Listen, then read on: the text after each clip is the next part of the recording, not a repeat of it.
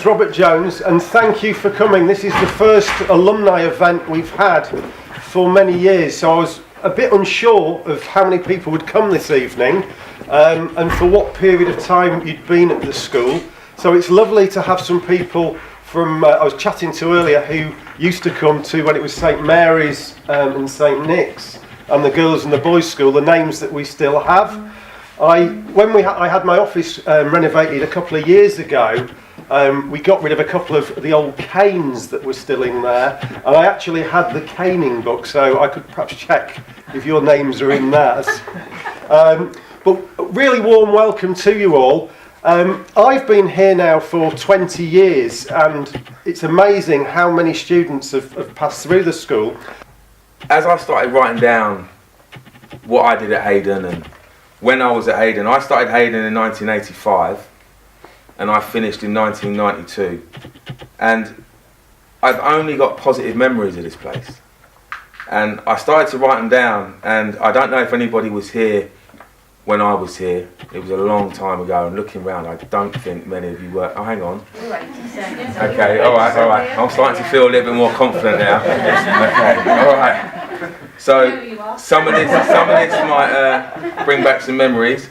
Buying wham bars at the tuck shop. Yeah. Getting free slush puppies from Richard Hurd's mum at lunchtime. No, that was just me. Watching the sixth form review every year. Going on ski trips, going to Germany, going to America, going to Sussex on camp. Mr. Baxter, Mr. Hampton, Mrs. Mannion, Mr. Robson, Mr. Harrison, Mr. Troke, Mr. Hawkey. Any of these ringing any? Yeah. Mrs. Guest, Mr. Daly, Mr. McCracken. I'm going at the PE teachers now. Mr. Phillips, Mr. Roberts, Mr. Ryan, Mrs. Haydon. Remember Mrs. Haydon? Used to terrify me. Mr. Woodliff, Miss Clifford. All the boys remember Miss Clifford. Miss Clifford. Yeah. Miss Fraser. Miss Clifford though, man. Miss Clifford. Oh. Mr. Armstrong, music teacher. He was an oddball, wasn't he? Wow, he was brilliant, Mr. Armstrong. But they weren't three of them. But my biggest influence was Mr. Dobson, and he was the head when I was here. I didn't really have anything to do with him for the first couple of years, but there were two incidences where I was,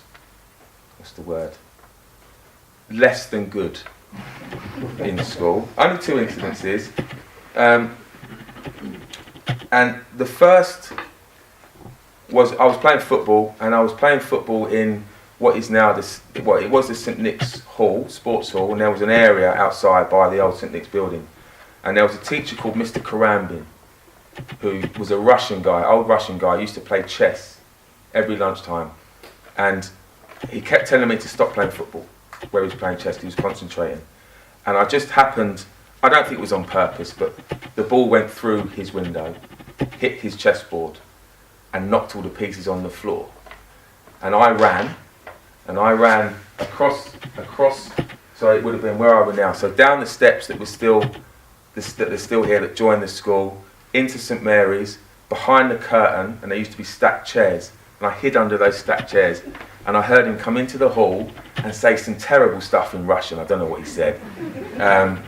But he obviously went back and told Mr. Dobson. And I got pulled into his office, and he sat me down. He went out, came back in with 2 cups of tea, and said, "Right, what did you do?" And we just had a chat. And I never did it again. I never ever did it again. So... Little did I think that 20 years ago, near enough to the very day when I first came to Haydon for an interview for a teacher of PE as Miss Crane, as some of you may well have remembered me, did I think I'd still be here 20 years later, standing here speaking to you, having been asked to come and speak to you tonight as one of the old guard.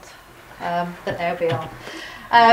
I've always said to myself that in my first teaching job I'd only stay in school for a couple of years, move on, get experience and move on elsewhere.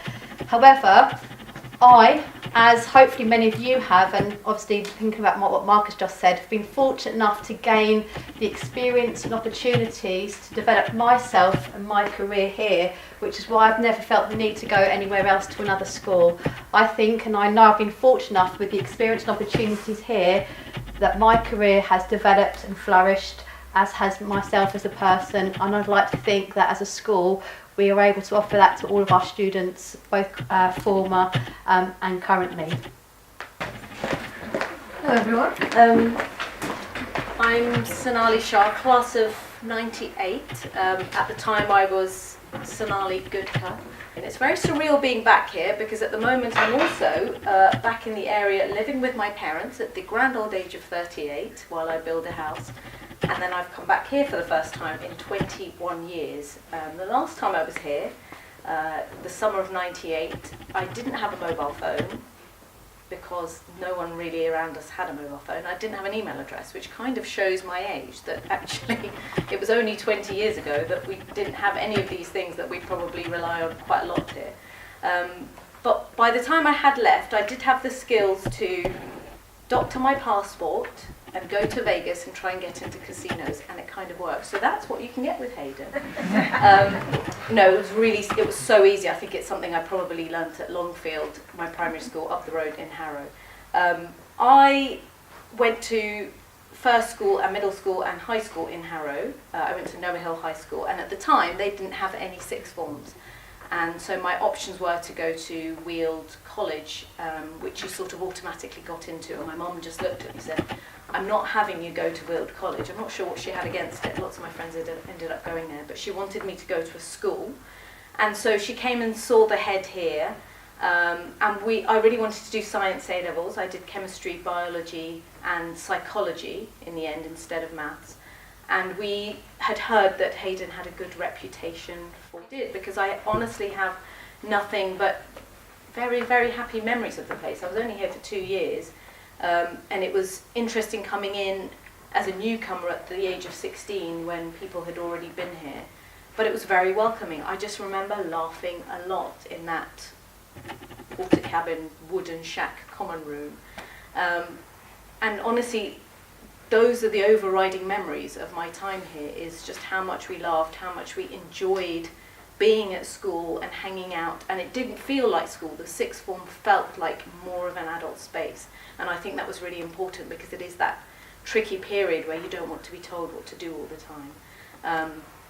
And so it was definitely a very, very happy time. I had Miss Lister for psychology. I don't know if there's anyone from my year. I don't recognise any faces, so I don't know that there's anyone from my time here. I had Miss Lister for psychology, Mr. Buldeith for chemistry, and that's the subject I found the toughest, but actually got through it all really well in the end. And biology, which was my favourite subject, Mr. Davis, and we had a couple of teachers. And I was doing some voluntary work at Mount Vernon Hospital radio at the time of also being here. And I wanted to be a doctor. I had done science A-levels and I was determined to be a doctor. But I just quite enjoyed talking. We used to go into the cancer wards, take requests from the patients about what they wanted to hear on the radio that night, and then play it out. I used to volunteer from 8 till 10 on a Monday evening, something really random. And just started to enjoy being on the radio, and I thought, actually, maybe this is something that I could do on the side of being a doctor or something. And then my mum just sort of said, we have enough doctors in the family, go and do something different. So she's the opposite of every other mum that was around at the time who was trying to encourage their kid to do something quite academic. And she said, you'll be fine, we're not worried about you, I think you should just go and find a different kind of passion.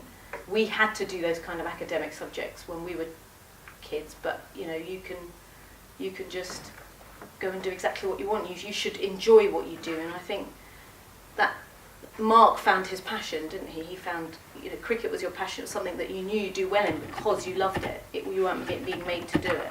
And yes, I do sometimes watch Grey's Anatomy and still think, oh, what would have been, because I really did want to be a doctor. And I remind my mum of that sometimes. But this was a school that set me up, really. It set me up for being able to explore what I wanted to do. So I left in the summer of '98, went to Nottingham Trent University because they had a good journalism school there. Although lots of people used to say, oh, you didn't go to a real uni, did that mean you failed your A-levels? Especially the Asian people in the area who... So I used to lie and say I went to Nottingham Uni, not Nottingham Trent University, because at the time people used to judge you. But now, actually, I think what's great is that you can be open and honest and proud of where you come from and where you went. When I first joined the BBC, I wasn't a private school kid, and people really looked down upon that. And now, actually, people are looking for successful people in their sectors who didn't go to a private school, who went to a school like this, and it doesn't mean that we're disadvantaged, or it doesn't mean that you come out with anything less. It's just there are different opportunities, and actually a school like this can set you up for life just as well, if not better, than one of the red brick unis. That's what I think, and that's what I always speak about, that you shouldn't judge people from where they come from, really. Because actually it's a great community school, and that's why my mum wanted me to come here, because she wanted me to be part of that kind of community.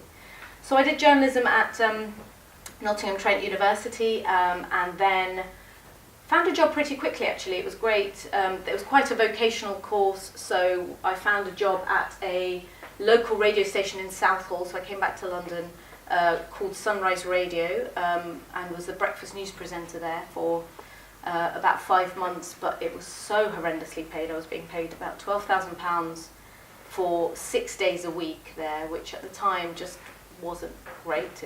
It's certainly not great now, but this was in sort of 2001.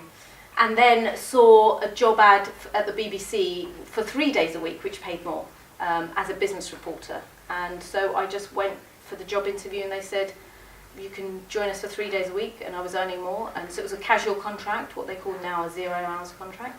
And I joined the BBC in 2002 and stayed there and built up a career there as a journalist, despite some people turning their nose up at the fact that I wasn't privately educated or didn't go to Oxbridge.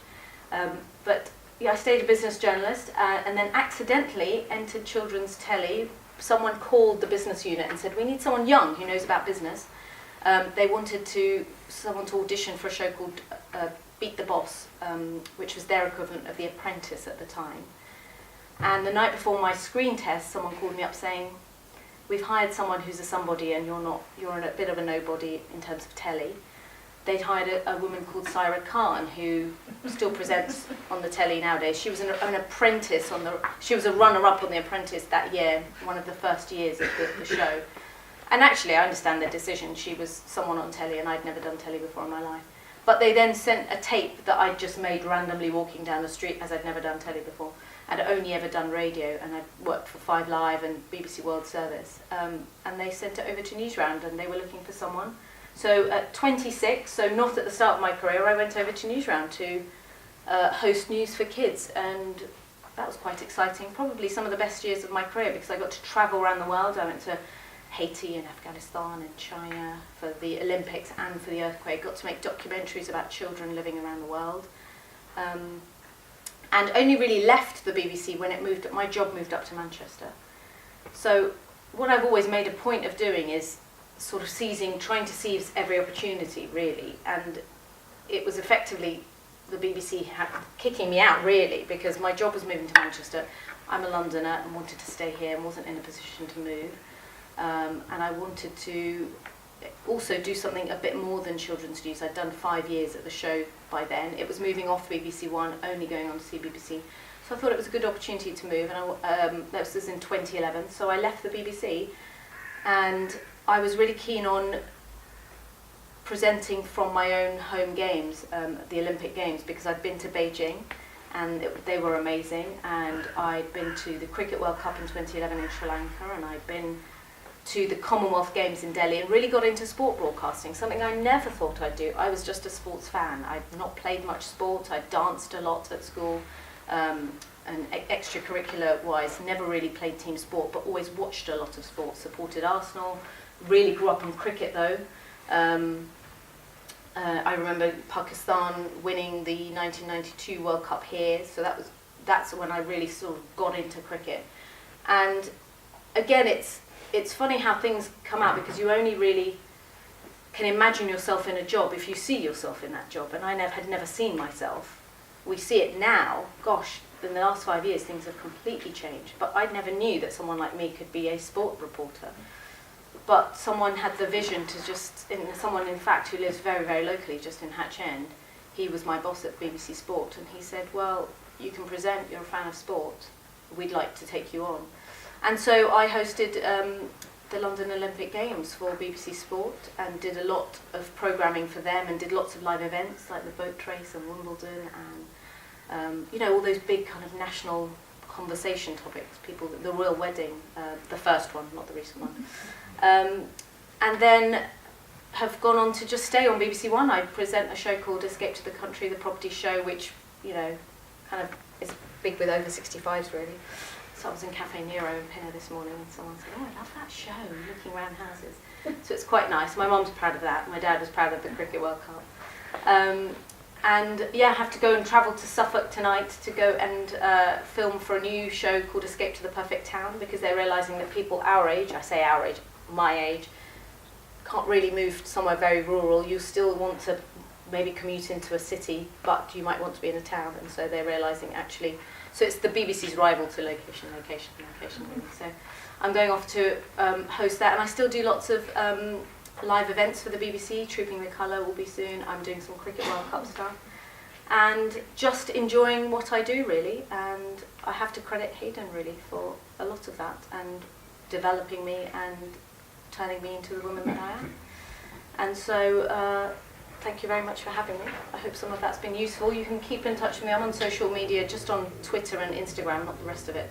I'm at Sonali Shah if you want to get in touch and have any questions, or just want to stay in touch. That would be nice. And I'll be contacting Mark about learning how to play cricket properly, because I did play at Lord's a couple of weeks ago for a cricket charity called I Street Child. They had a World Cup there, but they had to let me overarm bowl because I can't. Underarm bowl, sorry, because I can't overarm bowl. So yeah, maybe I need to come back to Haydon and use those nets, and maybe there should be an alumni evening. And don't tell anyone about doctoring the passports. Thank you very much.